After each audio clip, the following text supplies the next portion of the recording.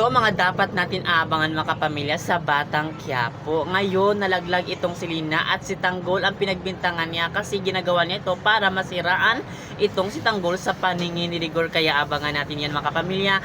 Ngayon, nasa hospital si Lina, nanganganib ang kanyang anak maging sa anak ni Rigor. Kaya abangan natin ito kapamilya kung may mangyaring masama talaga dito sa anak ni, napatay talaga itong si Tanggol ni Rigor. At talagang alam naman natin itong si Rigor na malaki talaga ang galit niya dito kay Tanggol kasi ang ama niya ay kriminal na siyang dahilan kung bakit nasira ang buhay ni Rigor. Kaya kung malaman ito ni Rigor na talagang may nangyaring masama sa anak niya dito kay Lina, mananagot itong si Tanggol. Pero ayon naman kay Tanggol, wala siyang dapat katakutan kasi alam niya na wala siyang ginagawang masama at hindi siya tumula kay Lina kung hindi ito si Lina ay nagpapanggap lang at nagpapabida para lang masiraan siya sa paningin ni Rigor. Kaya ang lahat ng ito mga kapamilya aabangan natin sapagkat ngayon paganda na talaga ang pangyayari ng teleseryeng ito na tiyak na hindi nyo kayang papalampasin ang bawat episode ng teleseryeng ito na dapat kayo